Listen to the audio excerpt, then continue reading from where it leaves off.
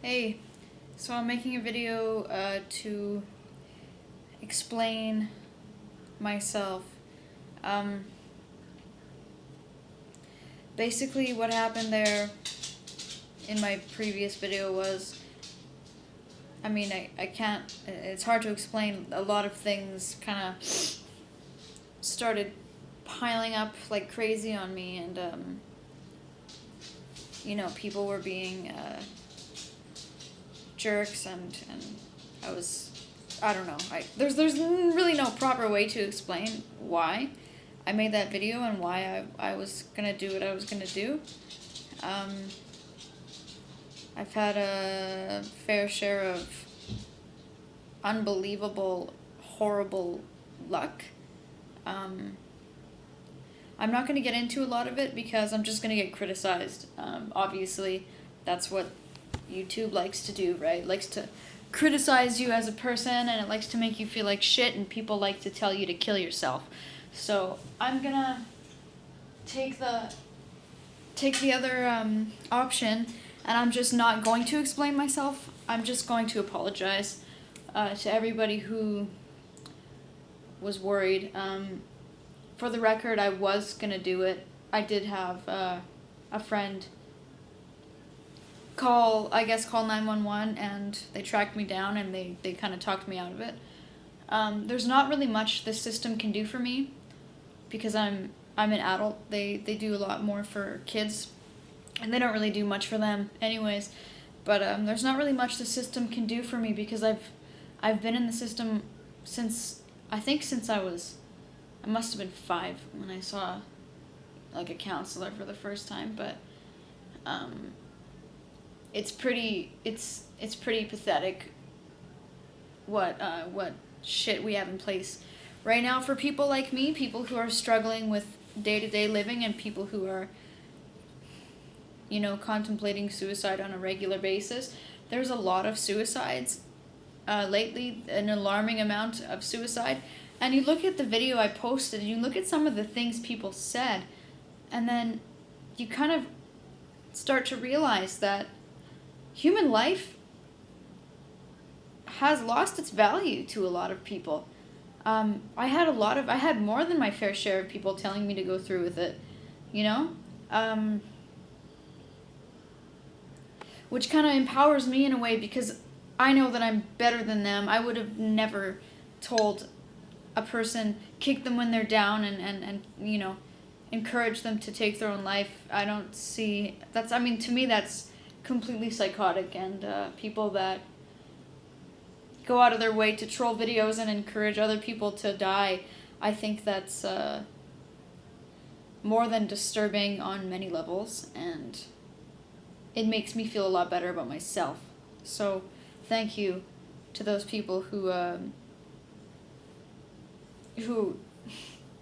encouraged me to take my own life. That's you should be very proud of yourselves. To everybody who was concerned and supportive, it means a lot to me. For a long time, for a couple of years, since I've been sick with autoimmune stuff and a bunch of other stuff I'm not going to get into because I don't want the criticism. I've been pretty lonely. I feel like I'm kind of trapped in my illnesses and trapped in my own mind sometimes, and to know that there are people who still care about my well-being and still have any respect for me, that helps. So basically, after I made the video, I kind of laid on the floor and disappeared for a little while. And my brother, my 16-year-old brother, who is probably the best man I've ever known in my entire life, him and my grandmother came in, and my grandma stood over me and said, "What are you doing?" And I didn't know what to say. What do you say to your grandmother? I mean, for the record, my grandmother pretty much raised me. She's been my rock. She's been everything to me.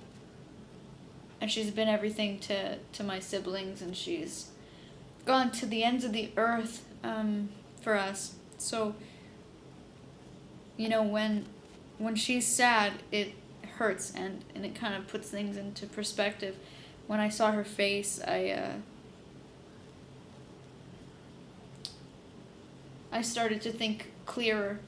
It was like 5 years ago when I had my overdose.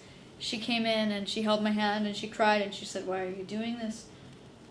And I remember seeing her face, and that's what got me clean, was the reminder, the constant memory of her face, and the disappointment and despair. It was very sobering.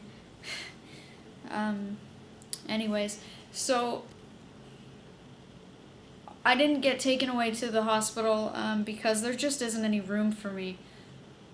Here in Winnipeg, you have to be on a waiting list for a year before you get to see a psychiatrist. And I was on a waiting list for a year, and I did see a psychiatrist. It was a 45-minute assessment where two people go behind a double mirror, and they have one guy in the room with you who's a resident, so he's in training, he's a psychiatrist in training, and he kind of interviews you. And then the people behind the mirror, it's really strange. The people behind the mirror, they just kind of watch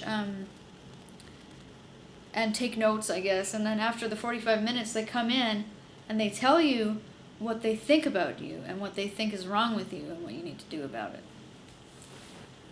Which I find, I mean, it's interesting, but you can't really get to the core of an issue in 45 minutes. You can't really get to the core of a person's soul in 45 minutes. So how do you properly assess a human in 45 minutes? It doesn't make any sense to me. But either way, I went in there, I did that.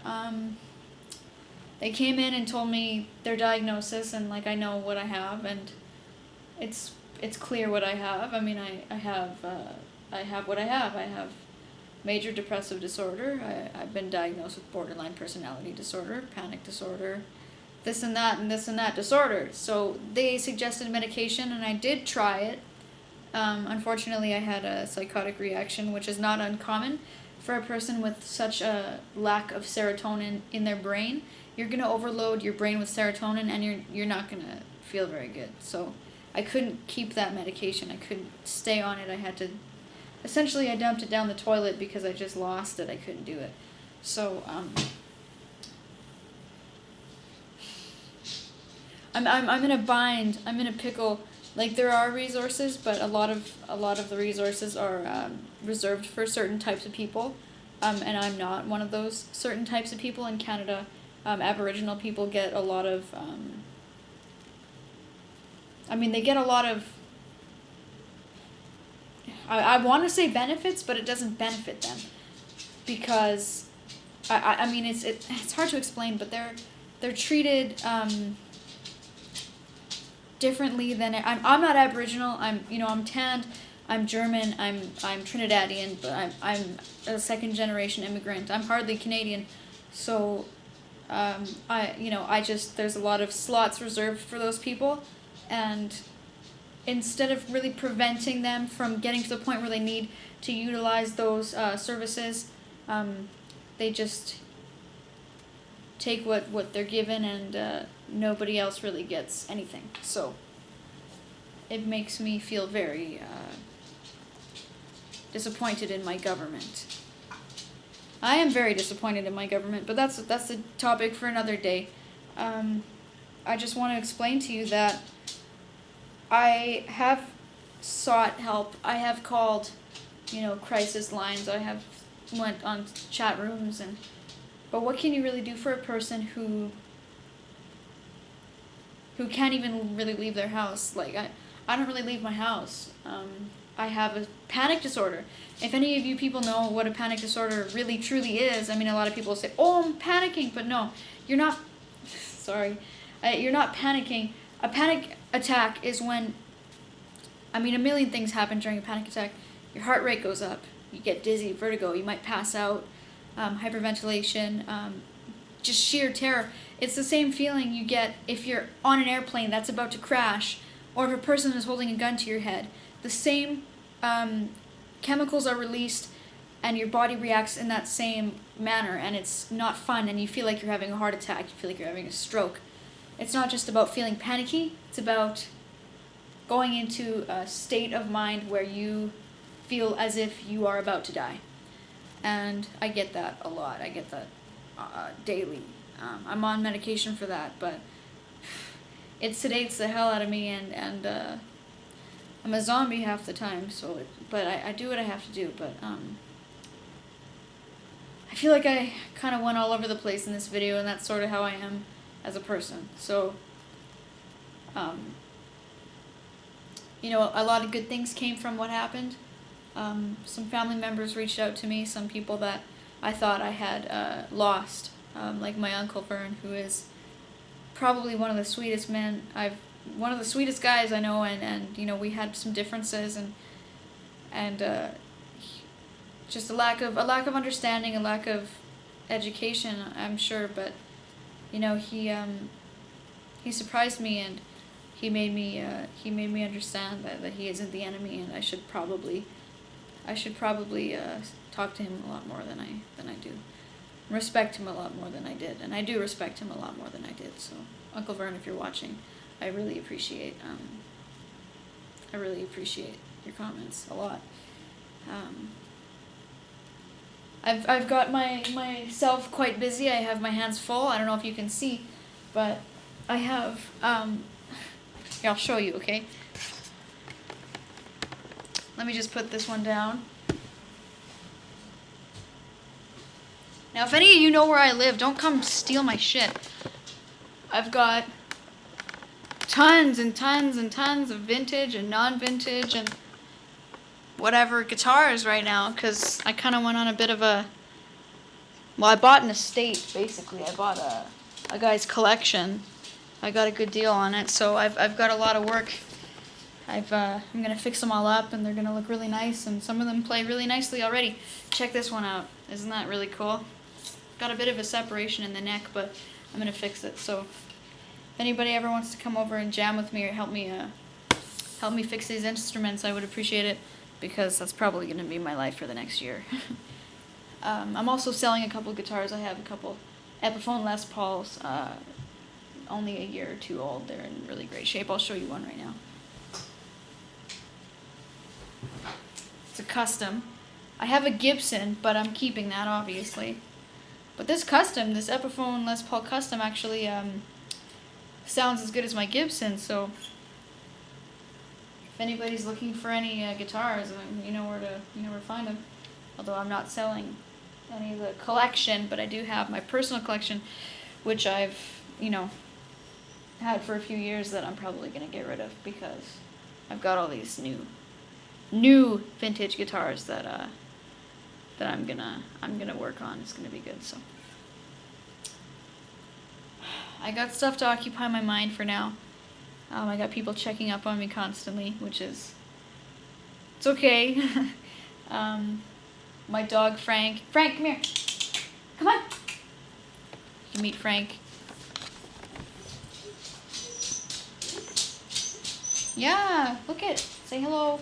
Sit, Frankie. He talks, but I don't know if I'll be able to get him to talk. Sit.